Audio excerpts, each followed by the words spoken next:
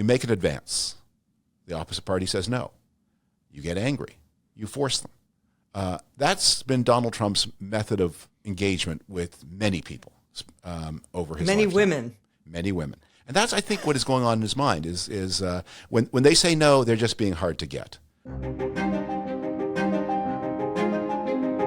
Welcome, one and all. Thanks so much for joining me. I am delighted to have my friend and colleague, David Frum.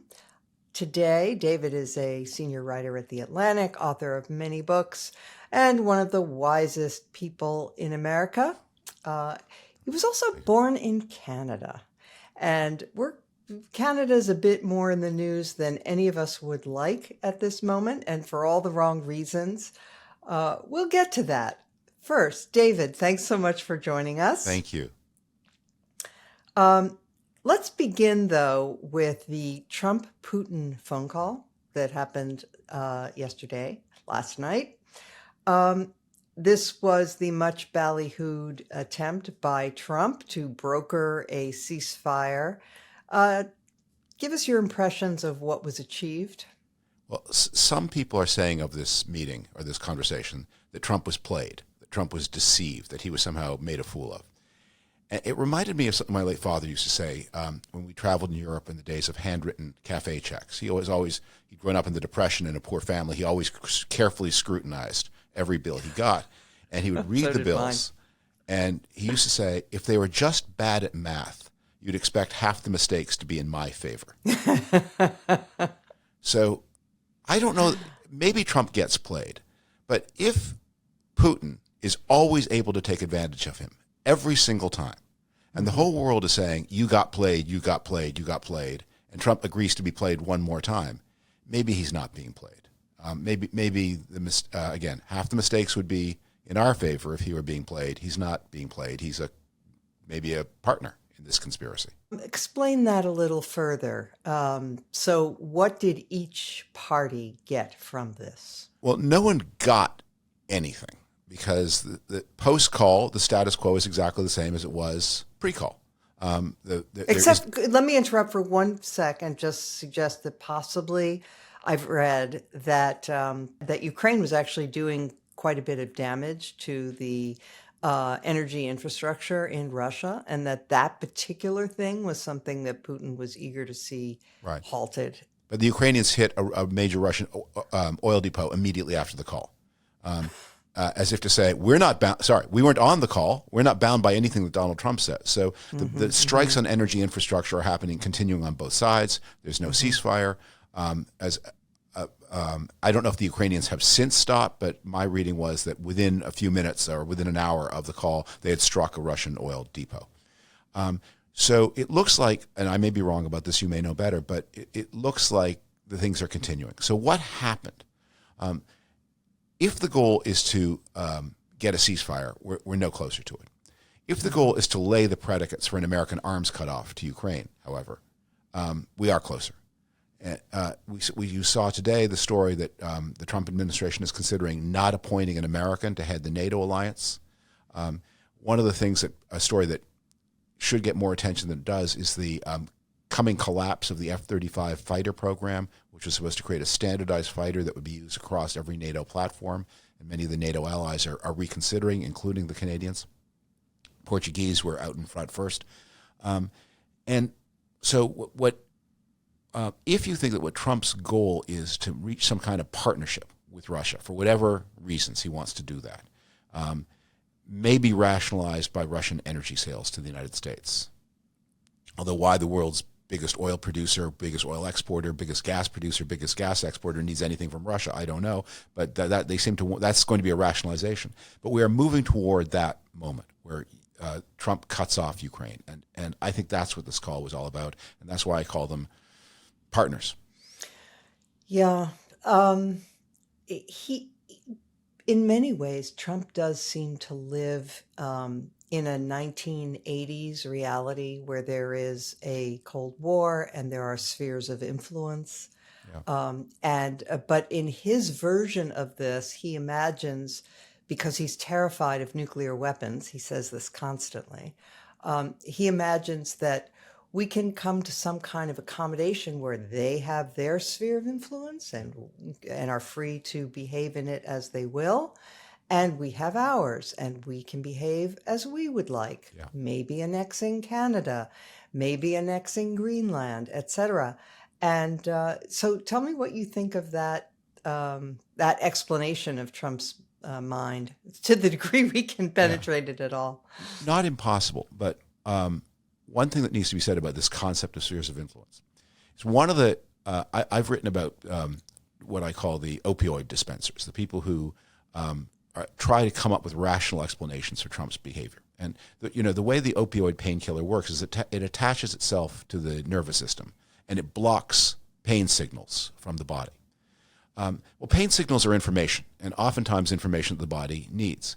And in the same way that the people come up with rational explanations for Trump are blocking information that the brain needs. So you'll see some of those, you'll see people who say things like, well, yeah, we're going to focus on our sphere of influence in the Pacific. Well, if our sphere of influence is the Pacific, why are we launching a trade war against Australia? Yeah. Why did Trump twice say during the campaign that he would not defend Taiwan? And although he hasn't said it since becoming president, he's broadly indicated that that's so. We're seeing a breakdown of defense cooperation with Japan. If there's a sphere of influence that he has in mind, it is a very limited one that sort of starts about El Salvador and stops at Greenland. Yes, but he might be willing to abandon every American interest outside of that very, very narrow sphere. That's one way of interpreting what's happening. By the way, you were mentioning a minute ago about us not needing oil and gas from Russia, which is of course true.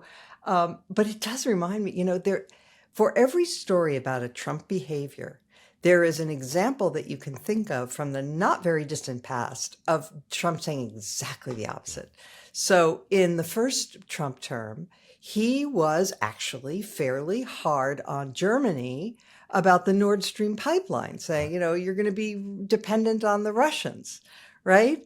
And that he didn't want that. Now he's talking about some kind of grand deal with the Russians. So it is. I think that goes to one of the points that we all need to keep in mind, which is how this second Trump presidency is different from the first. So the key word in what you just said is the pronoun he. But in the first Trump term, there wasn't a lot Trump wanted to do. And he didn't, and what he wanted to do, he didn't know how to do. And he also didn't know who to trust. So Trump arrived in his presidency the first time thinking, I'm a big bully. The generals are big bullies. The generals will like me. And he discovered too late that there is no one in the U.S. government more worldly, more connected to the alliance system than the generals. That the generals all think that the allies are force multipliers, and the generals don't want violence. Right. And so he discovered that, and Jim Mattis never liked being called Mad Dog. Yes. Our people are our strength here in the United States Marine Corps. We don't treat them like mad dogs. Right. And Milley, who he appointed, again thinking he was going to be compliant, proved to have other virtues. So whoever was in charge of the Nord Stream file, whoever was in charge of the Javelin file, they were operating in Trump's name. But was that Trump, or was that just people who were taking advantage of Trump's inattention and his practice of arriving at the office at about 11 o'clock or noon? And you can get a lot done in the White House if you do it between 7 a.m. and noon. That's right. Because he would have been up at 3 a.m. tweeting, of course. Right. But in the second term, Trump does know what he wants, and he has a much better idea of how to do it. And he's surrounded himself with people who are either agree with him or who are so broken and defeated that they won't stop him. Mm-hmm. Yeah, and that I want to come to that later. Well, let's do it now, actually, because you raised it. This is one of the things that I actually find the most worrying at this moment is what Will Salton and I in a podcast yesterday were calling the antibodies of the body politic do not seem to be very robust right now.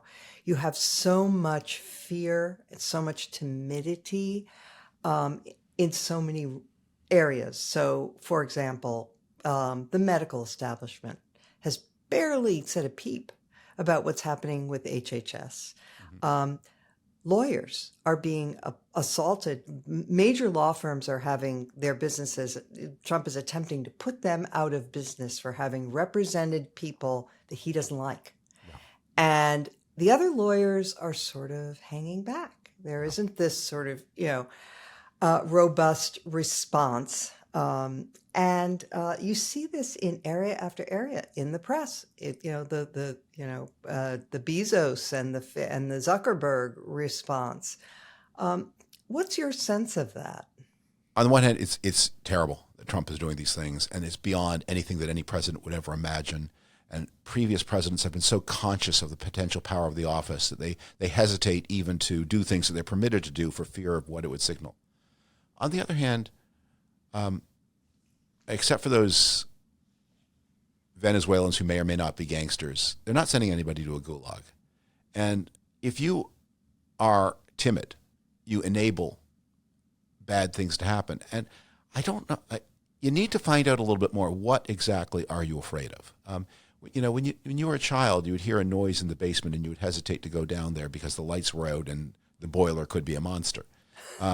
But there comes a point in your life where you realize even if the lights are out, you still have to go downstairs and take a look at the boiler to make sure it doesn't explode. And there's nothing to be afraid of. And even if there is in your imagination, you're still ashamed to show it. So you will act as if it isn't there.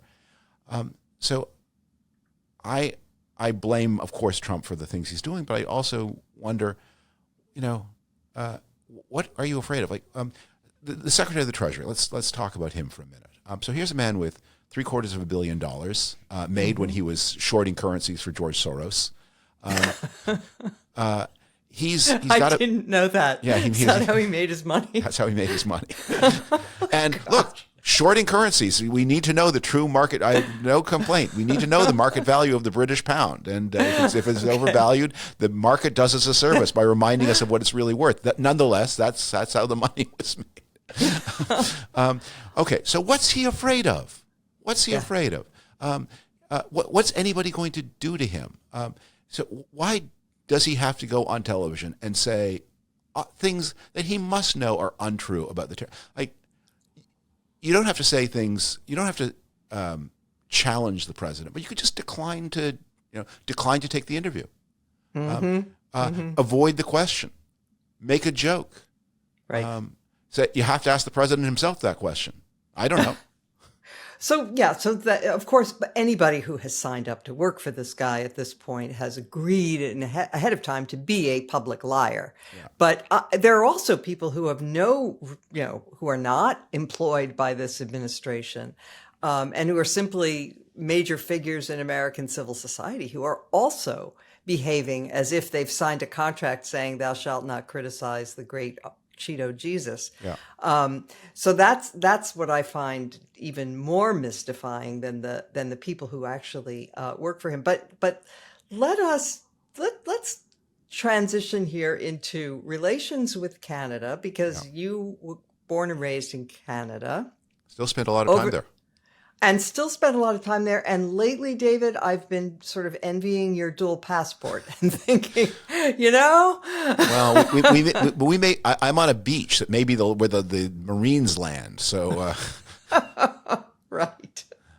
Well, Laura Ingraham, who we both know, interviewed Trump, and she probed. She did that thing that Fox News hosts occasionally do, which is they try to gently pull him toward rationality, giving him every opportunity, sort of laying out the rug in front of him, hoping he'll walk down.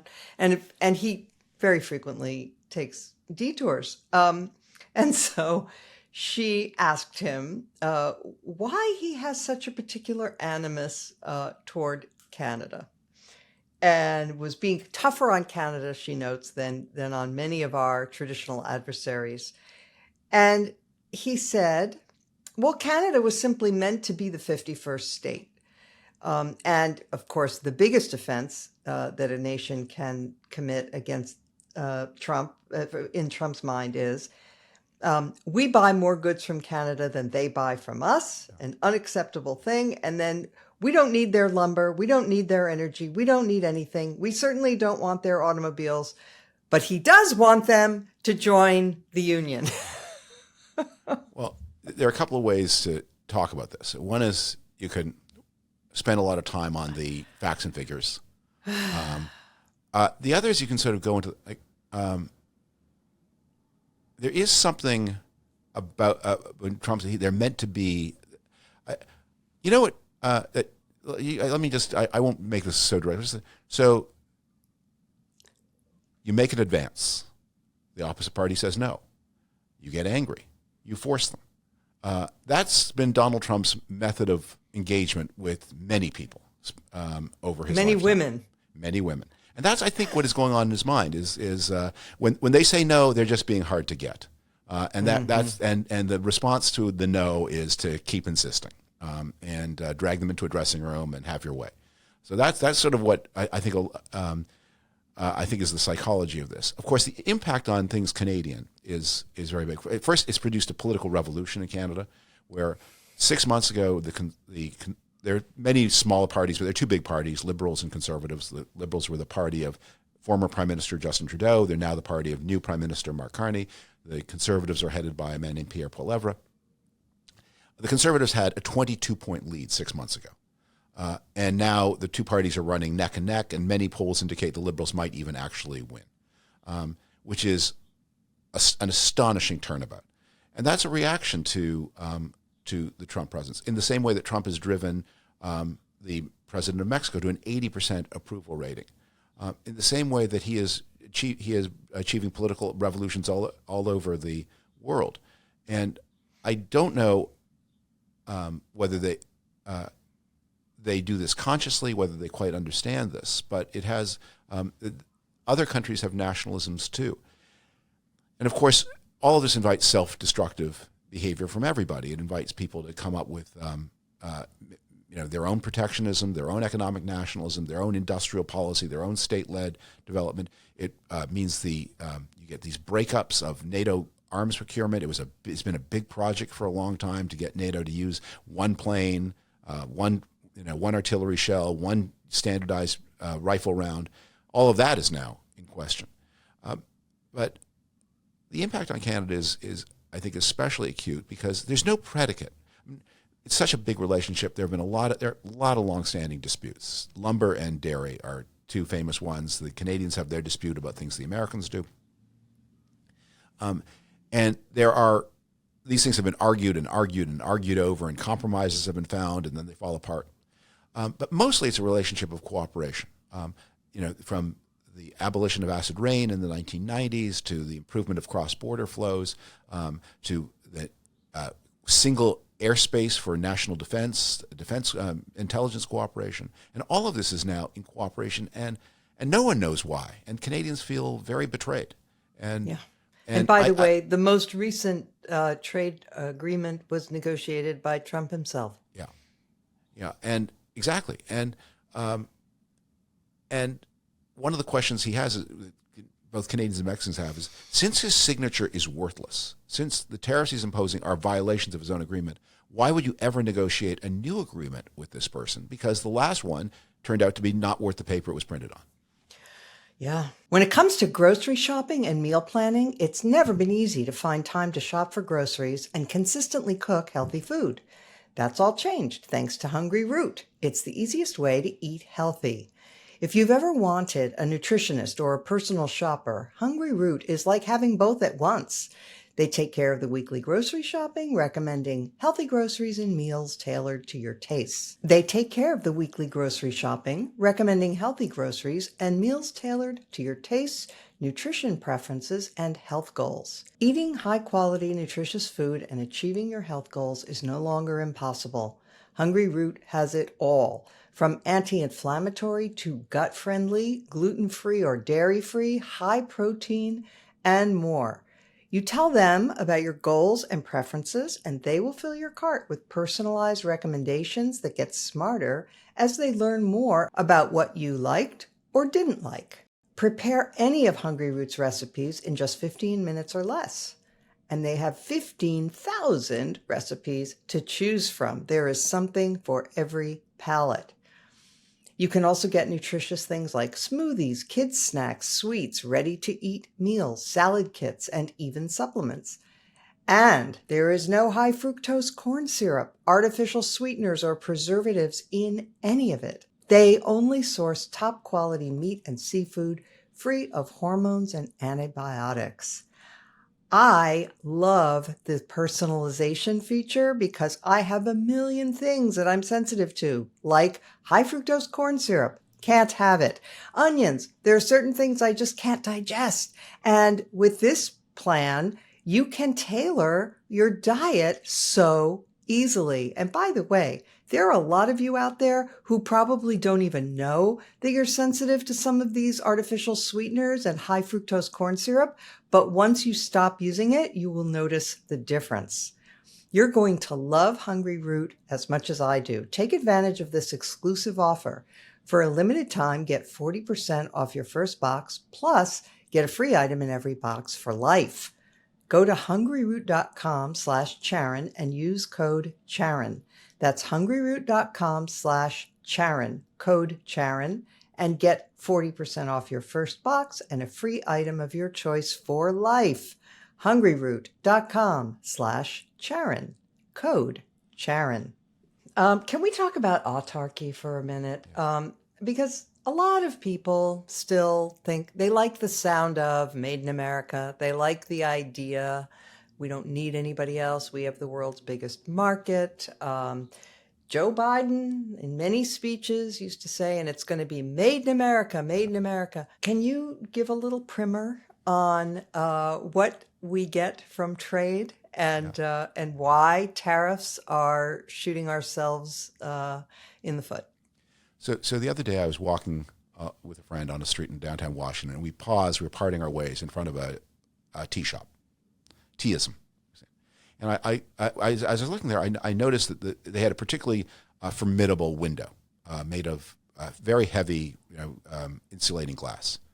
I realized that window is that glass is almost certainly made in Europe, because that style of glass is not widely used in the United States.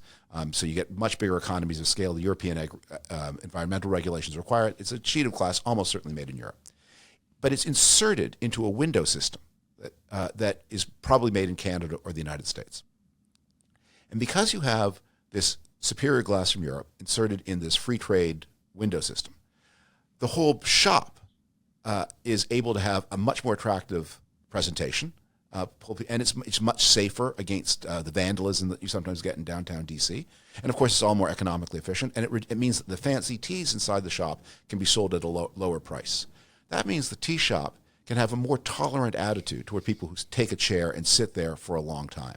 And that means, as I was thinking these thoughts, I noticed two people run into each other inside the tea shop who knew each other but hadn't seen each other for a while, and one sat down with the other. I thought, well, if they'd hustled those people out of the chair, that meeting might not have occurred.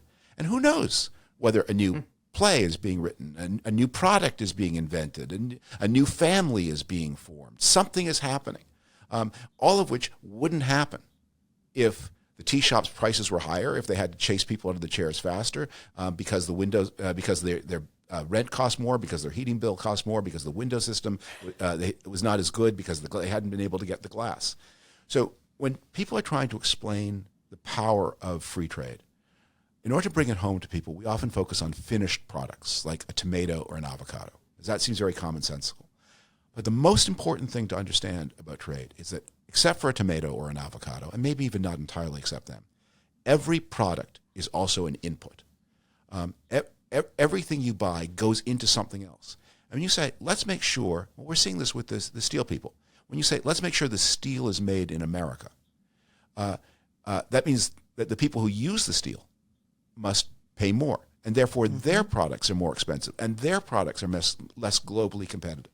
So the effect of these things is to make every aspect of American industry less competitive with the world, and not just American industry, because if the building costs more, the convention costs more. If the convention costs more, fewer people attend, and therefore fewer things happen. So services are affected too. And what you're doing is making your whole economy more kludgy and less efficient and less competitive. And yes, blame Biden. If Trump was the most protectionist president since the end of World War II, Biden was the second most. And he was surrounded by people who wanted a government-led industrial policy. And one of the services that the never-Trumpers can perform for America is to remind people of why these arguments over industrial policy, wrong in the 1980s, wrong in the 2020s. The tariffs, on the other hand, acknowledged by anyone who took Econ 101 or, just has been paying attention as bad policy.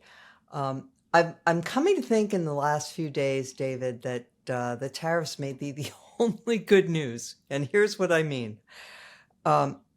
This is an area where Trump has this idée fixe. He believes in this. He has believed in it since the 1980s, as far as we know. He's been preaching protectionism. And though he imposed some in his first term, he was dissuaded or prevented from really going whole hog. Now he's ready, apparently, to go full bore. And that will be terrible for the economy, which will be terrible for the popularity of the Trump administration. And when we look around at the other things the Trump administration is doing to the world order and to our democracy here at home, I say, okay, tariffs may be our only hope. Well, that's a dark thought. Yes. But first term.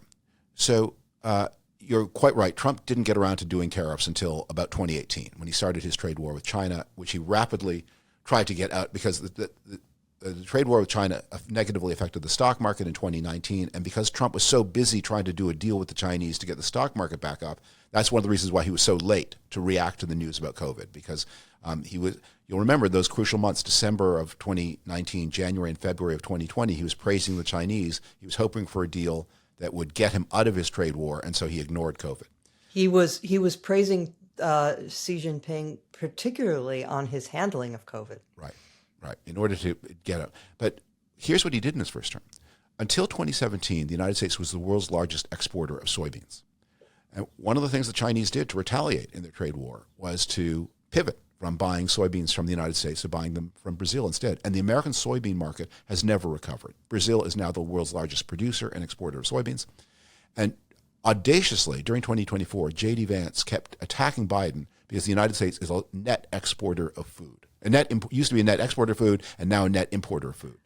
And he was right. But the reason the United States imports so much food is not because Americans are eating so many papayas. America's a net importer of food because Americans do import papayas and bananas and winter produce from Mexico in more or less the same quantities they always have. And they used to offset that with massive exports of soybeans, especially to China. When you lose the soybean market in China, your exports crater, and your imports of papayas and winter fruits and vegetables, those remain stable. And now Trump is warning American farmers of other grains, they may face the same fate. The American automobile industry, when you buy an American-made car, there are components in that car that have crossed either the U.S. or Canadian border as many as 5 or 6 times. Mexican or Canadian border as many as 5 or 6 times. It's a completely continentally integrated automobile industry. And to undo that will take years and cost tens of billions of dollars because entirely new plants will have to be built. The windscreens in American cars, or the windshields, are almost certainly Mexican-made. Mexico is this huge producer of industrial glass. Many kinds of assembly are done in Mexico. So you're going to have to change. People are going to feel that. When you buy an Impossible Burger. By the way, to the advantage of our competitors in China and other places. Exactly. And when you buy an Impossible Burger, the process that Impossible Burger is assembled in the United States, but the pulses and that go into the Impossible Burger are all raised in Canada. What's a pulse? Is that a bean? Yeah, it's like beans and peas. Okay. So what the United States did, this is maybe more than people want to know about this. I've been working on a story about it, so it's in my head. That's good. It's fine. The United States encourages farmers to grow soybeans and corn, which are then turned disproportionately into fuels. Mm-hmm. And so the eating grains tend to come from Canada. When you buy a package of spaghetti, the wheat in that spaghetti is almost certainly from Canada, unless you're buying a very fancy brand from Europe. When you buy a beer, the barley in the beer almost certainly comes from Canada, probably comes from Canada. And the fancier the beer, the more likely the barley is to come from Canada. So more likely in a Sam Adams than in a Budweiser. So you've got this integrated beef and pigs cross the border each way to be raised, fattened, and then slaughtered. So you've got an integrated continental economy. You start taking that apart. Eventually the United States will bounce back, but it's going to hurt. Why? And for what? For what? Okay. So, David, you went to law school, right? You rarely talk about it, but you have a PTSD. So, at the moment, we have multiple legal challenges underway by this administration to the constitutional order, to the separation of powers. We have a president who is asserting, so for example, he's firing the commissioners of the FTC. The enabling legislation of the FTC specifically says that it should be bipartisan and that should have no more than 3 commissioners out of 5. 3 out of the 5 can be of the same political party. And he just fired 2 Democrats. You have Tom Homan, who is the ICE, the head of ICE, saying regarding a judge's order not to deport these supposed gang members. We don't know if they were gang members because it's never been adjudicated. To deport them, he said, this is Homan, we're not stopping. I don't care what judges think. I don't care what the left thinks. We're coming. And that tone pervades the administration. Yeah. And a lot of people, myself included, feel that we are we're not on the cusp of a constitutional crisis. We're in it. Yeah. Because there is an entire political party right now that is supportive of the idea that the president can defy court orders. Yeah. And that looks like where we're headed. Article 1 of the Constitution defines the powers of Congress, of which the most important is the power of the purse. Congress decides what is to be spent. The executive spends the money, but Congress says what's to be spent. And Trump has made clear, not bound by that. Congress can vote whatever it wants. I will refuse to spend money that Congress has said I must spend, and then what is coming is, and I will spend money that Congress has said I mustn't spend. So that's a challenge to Article 1. Article 2 is the power of the president. So Trump has claimed the right to void pardons by his predecessor. Why someone who has abused the pardon power more promiscuously than any president in American history wants to open this can of worms, I don't know, but that's what he's wanted to do. So that's a challenge to Article 2. Article 3 is the challenge is the power of the judiciary, and again, challenges to that. And it's a series of willed acts of illegality to test the system. Because most of the time, the law is obeyed with because people just didn't imagine that it couldn't be obeyed. And now I think Musk, I think is very much Musk's idea, that one of the things that made him the successful entrepreneur that he was said, well, let's, somebody's got a patent or a copyright, let's just ignore it and see if we can build a $1 trillion company before they catch up to us. And then they sue us, and then we pay them if we lose, or we don't pay them if we don't, but we've gotten away. And that's very much a Silicon Valley model. Break the law, wait for them to sue. Companies are fast, the law is slow. So that's what's going on here. So we're in. By the way, that was also Trump's tactic as well. That's Trump's tactic too. Sue me. Exactly. Sue me. Right? So we're in the antechamber.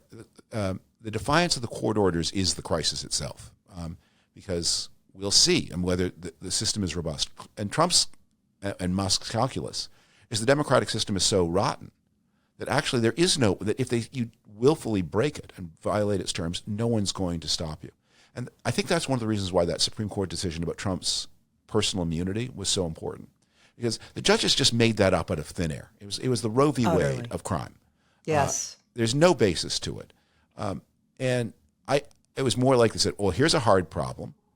It's never come up before. Somebody has to answer the question. I guess it's going to be us, and we have no basis, so I guess we'll just invent something.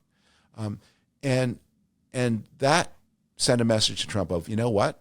I have a lot of leeway. I have a lot more leeway here than I thought. The Supreme Court will mostly do what I want. Not in every single case, maybe, but 3 times out of 5, 7 times out of 9, they're going to do it my way. So if I break the law 9 times and I get away with it 7 times, I'm a winner. Did you happen to catch that clip of Trump greeting John Roberts after this, speech to a joint session, where he, he Yes. was shaking hands with a bunch of people. He shakes hands with Roberts, claps him on the shoulder, and says, "Thank you, won't forget it, won't forget it."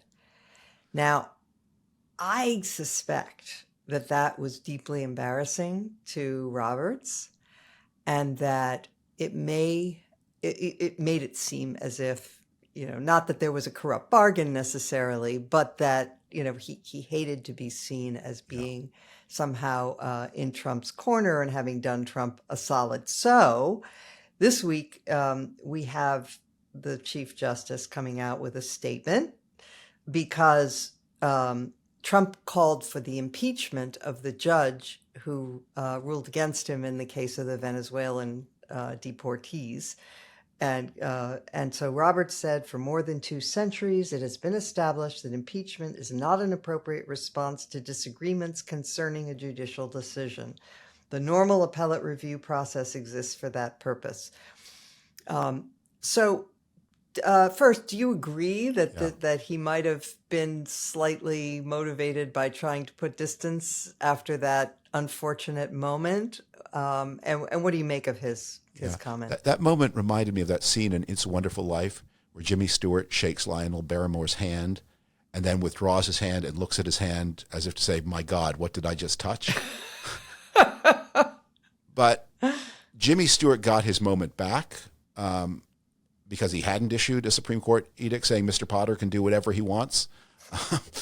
John Roberts can't get his moment back. He has given the edict.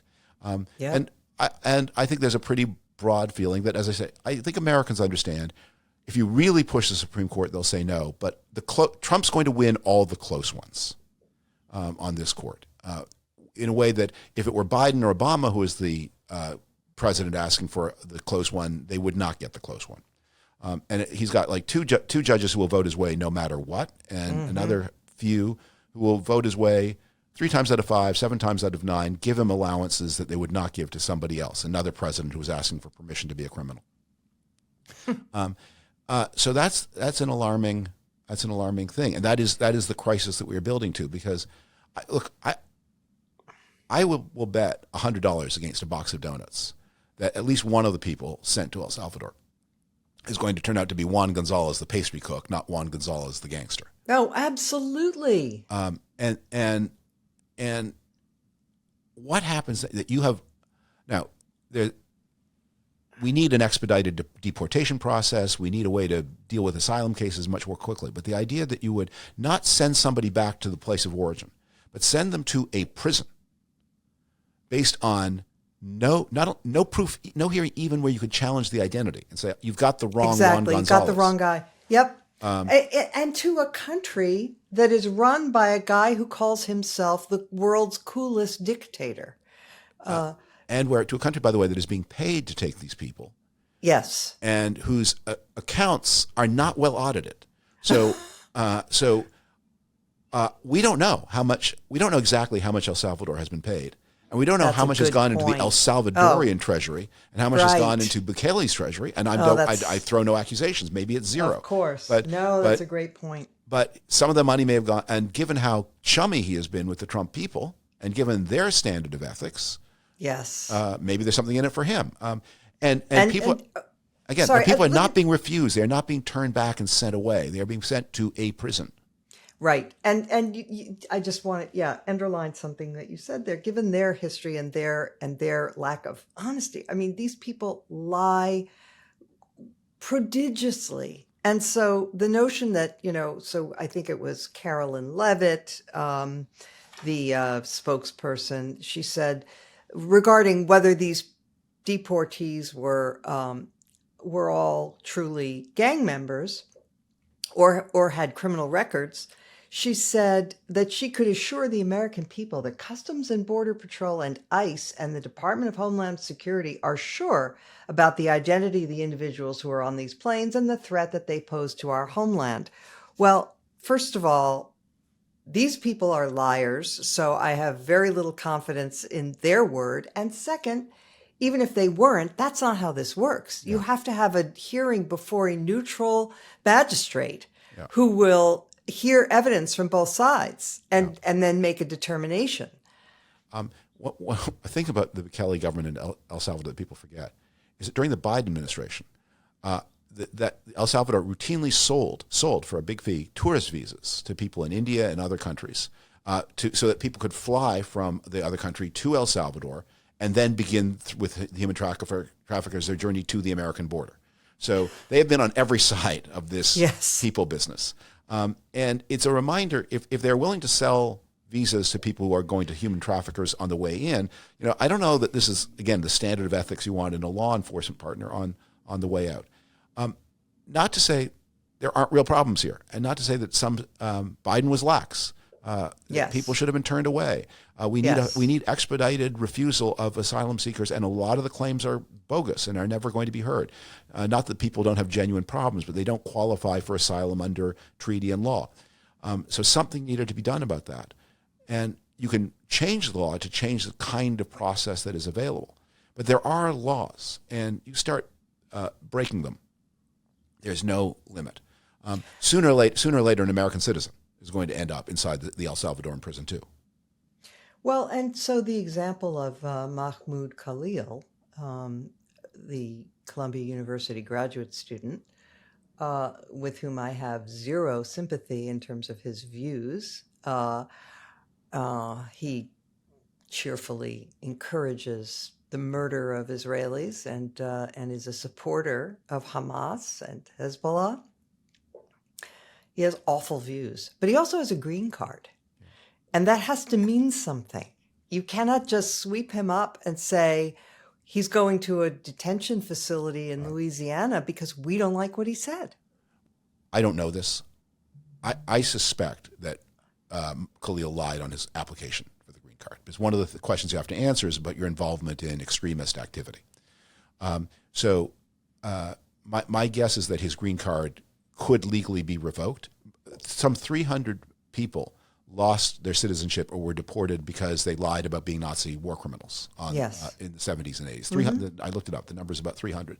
And none of those people had caused anyone any trouble after they got to the United States. And some of them had done considerable. One of the people deported, who lost his citizenship and was deported, was one of the fathers of the American rocketry program, Arthur Rudolph. But he had been a terrible Nazi war criminal with the Nazi war rocket program. So if Khalil lied on his application for a green card, and you can show that he lied to a magistrate, then I'm not troubled that his green card would be revoked and that he would be exported as 300 Nazi war criminals were. I wouldn't be either, but I would just point out the administration has not claimed that he lied. Exactly. But there's a process. There's a process. And you have to show the evidence to some kind. And it's not like a full Article 3 court, but you have to show it to somebody. It's an immigration court. Yeah. An immigration court. Yeah. It's not enough to say, well, we're very sure we're right. Yeah. Great. Because, we need, Mr. Farmer, we need your land for this highway. We say it's worth $17,000. The farmer says, I think it's worth $500,000. Well, we're very sure we're right. We'll pay you. No. No. Everyone has rights where the government's opinion is not enough. Exactly. You have to get an independent valuation of the land when it's expropriated for public purposes, as the Constitution allows. But it says there has to be taken for public use and fair compensation paid. Everything goes out the window. When you start throwing things out the window, everything goes out the window. Speaking of everything going out the window, one of the things that's going on that isn't getting quite as much attention, but that is just deeply worrying, is the administration's attack on knowledge and information. Like, the federal government provides tremendous amounts of data upon which the whole economy and medical research and many things depend. And whether it is, the Census Bureau, or whether it's NIH, or whether it's the IRS, they are making information disappear. They are pulling things down from websites. That too feels like, well, first of all, it's consistent with Trump's desire to make the world, to remake reality in his own image, like facts are inconvenient, so let's get rid of them. But it poses such a huge threat to the entire sort of closely integrated system of information that people need to make business decisions, to make personal decisions, to get loans, for everything. Yeah. Well, one way you can think about the Trump administration is it's kind of a coalition of different forces. You've got your crooks, you've got your crackpots, you've got your ideological extremists, and you've got your Putinists. And they don't always see eye to eye. And so they sometimes have to work things out but the deal has been that the crackpots got health care. There's a little bit there for the crooks, but mostly it's for the crackpots. And the Putinists say, okay, fine, we will destroy NATO, you get to destroy medical research. Oh, God. By the way, you're right to say that there's a little bit of crook there, too, because RFK Jr. made his money suing vaccine makers, and that's one of the reasons he was undermining faith in vaccines, because he sued them and made money. And there are people who have various kinds of petty in the supplements industry and so on. Yes. With its special carve out of it. But mostly what's going on here is I think that these are these are authentic crackpots, that they truly believe that carrot juice is the treatment for cancer. Carrot juice and marijuana are the treatments for cancer. And they are going to stop for some period of time medical progress. And this is especially heartbreaking because we are on the cusp of great new medical progress against Alzheimer's.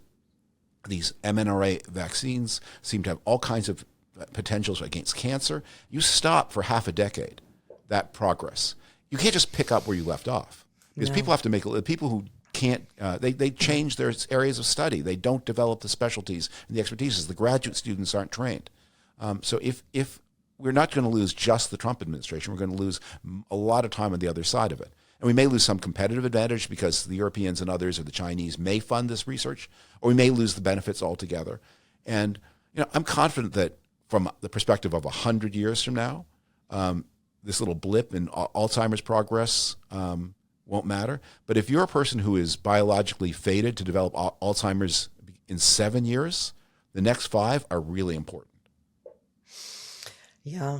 Also, they're cutting so I'm not a fan of the education department in general. I think it is bloated and probably could use careful paring back.